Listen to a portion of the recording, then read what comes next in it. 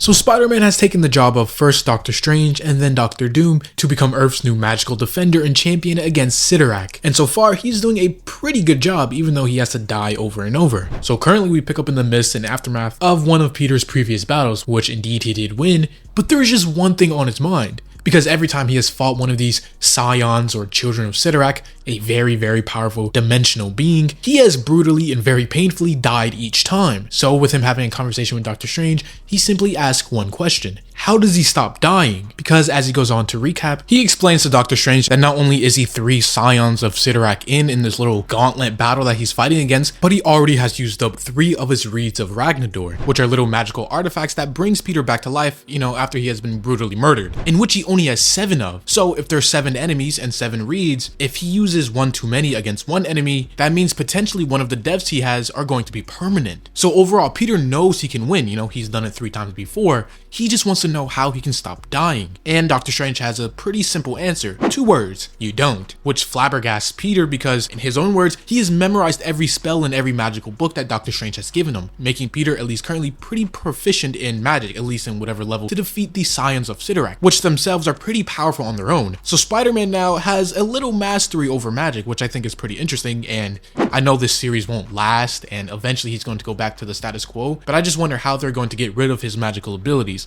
or maybe he'll just keep it in his back pocket for whenever the time needs for it. Either way, Doctor Strange goes on to say, you don't survive. You die. That is what the reeds of Ragnador are for, and that's what the assignment is. Because these Scions, or the children of Cytorrak, are beings with godlike power. Do you truly believe you can just triumph over them and not pay a steep price? So, with that in mind, Peter then switches and has a new question. Just how does he stand it? The pain, the agony of dying, and then simply not being brought back to life. Which Doctor Strange has a different sort of answer. He says mostly he just focuses on not losing, because if he does, the Covenant fails and the pain will be inconsequential compared to everything else. And here we see things start to shift a little bit, because as Peter just has more questions, as he should in this crazy, insane situation he's in, Doctor Strange answers them, but he does it in a deflective way. He doesn't give Peter the whole truth. So either he is hiding something, or Strange himself in whatever capacity is up to no good. Because Peter wants more information, like what even is this Covenant he is talking about? What is it holding back? But with Strange just eventually telling Peter to not worry about it. As the new champion to fight against these enemies, your only concern should be winning. And with that, Doctor Strange's astral form goes to depart, doing whatever Doctor Strange does now, while not being the Sorcerer Supreme, because Doctor Doom stole that from him during the events of Blood Hunt. But this conversation has done nothing but push Spider-Man even further to finding another way. Because as he says, yes, while he does trust Strange, there has to be a way to avoid dying. There just has to be. And Peter Parker is a lot of things. One of them, he is very determined. So if he sets his mind on doing something, he's going to see it through and possibly even find a solution. But later on during the day, we see Peter living his normal life, out just at an art museum with his friend. But even though Peter still has this normal life, normal acquaintances and friends, that is going to do nothing to deter from the current situation he is in. As Peter knows himself that the Scions can show up at any second to attack not only him but those around him. So we see Peter constantly on edge, paranoid even, as while he is here talking about some of the art and photos in the museum, he sees a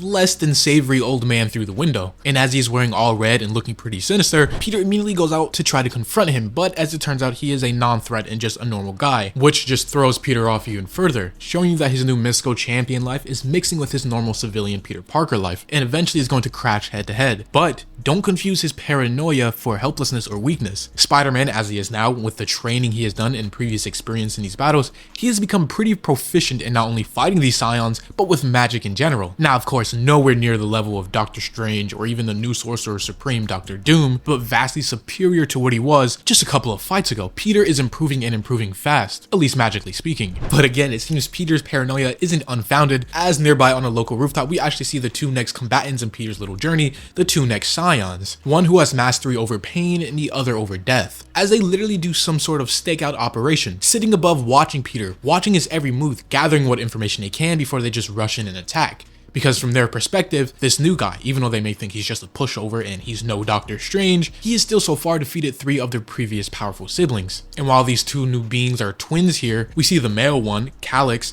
he is impatient, thinking himself above Peter and what he can do, just wanting to rush in and get it over with and claim the glory of defeating Earth's champion for their father, Cytorrak. But his sister, Syra here, is smarter than that. She understands that for them to win, they need to plan and plan carefully, because with 3 of their siblings down, they are more statistically likely to lose instead of win. With her even telling her brother, "You are going to lose because you underestimate Spider-Man, and all father will see is you being an arrogant fool." And you know, what a twist of events. From previously Spider-Man fearing and scared to go against the Tombstone, to now being feared himself and reverenced as his powerful threat against these cosmic beings of unimaginable power, as he fights and even beats most of them. But for now, we move back over to normal Peter, as he is helping Aunt May move. As he is helping Aunt May with some manual labor at Feast, help moving things around. And even with this, Aunt May reminds Peter of a bunch of things he has to do in his normal civilian life. You know, he has to ask Norman for funding for Feast. He has a dinner date with Shay, his current love interest, which we will get into a little later on. And that's not even counting helping Aunt May and other people that he knows. But even with this, we see more pressing matters going on with inside Peter's head, as he goes on to say,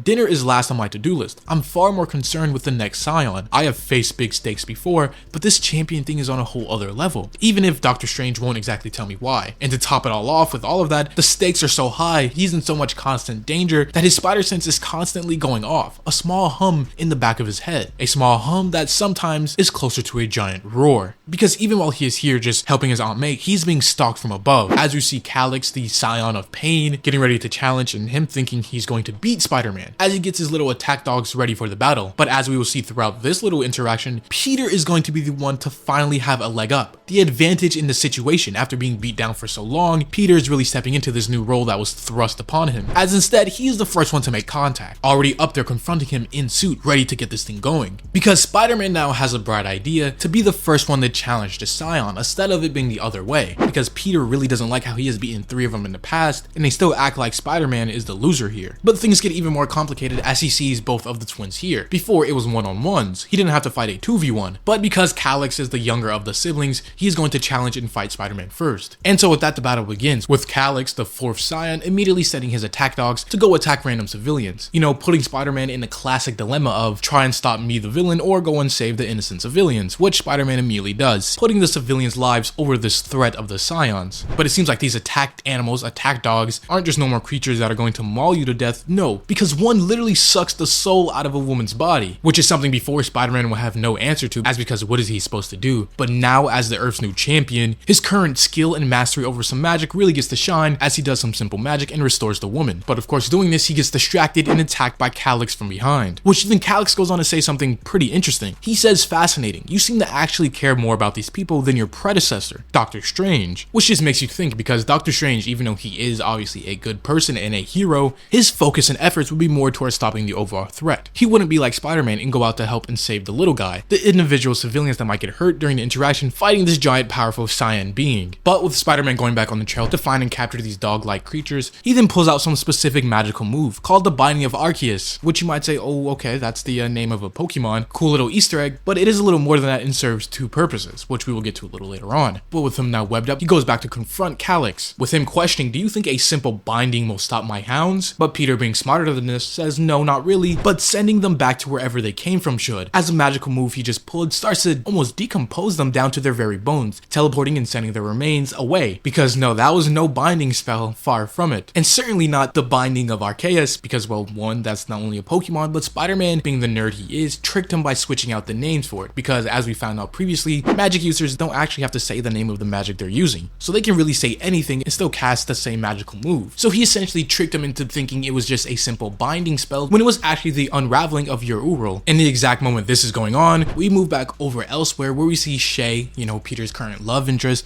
talk with Aunt May, because Peter and her were supposed to have a little dinner date. And with this not being the first time Peter has been late or distant to a meeting or event they have set up, Shay actually goes to ask Aunt May a question, asking her, "Is Peter always like this? I know he has a lot on his plate currently, but I just feel as though he's just really distracted." In which, I mean, she's okay, you know, Shay as a love interest, but it's hard to get invested in this drama, if you will, knowing that it's not going to last and eventually status quo is going to reign supreme and Peter and MJ are going to get back together in whatever form that's going to be. But this is in the background brewing uncertainty within just more aspects of Peter's life. So back to more pressing matters, we see Peter actually putting the beat down on CALLIX. Maybe he's just saying beat down is an understatement, because this is a massacre. Peter even goes on to think it's sad how bad at fighting he is. is, and how surprised he is at every time he lands a punch. Which, at least just going off of Doctor Strange isn't one to just throw hands and fist, you know, he's usually more magical, throwing different spells and different magical beams and whatever. But over with Spider-Man, he's going to just actually punch you in the face. And for him being the so-called Scion of pain, it is pretty pitiful, with this being Spider-Man's easiest fight so far, calling him downright embarrassing. But unlike his other battles in the past, when they get to this point, they would just submit and concede and Spider-Man would win, CALLIX, on the other hand, his ego is too high. He is not going to just willingly submit, which means for Spider-Man to win, maybe this time, Peter is going to have to kill one of the Scions. Which I don't know how that would work, as Peter has a pretty strong no-kill rule, but at the same time, these aren't normal people. They are extra-dimensional beings of immense power, so maybe they'll just respawn like Peter can. But with him now down and out of it, his sister Syra, his twin,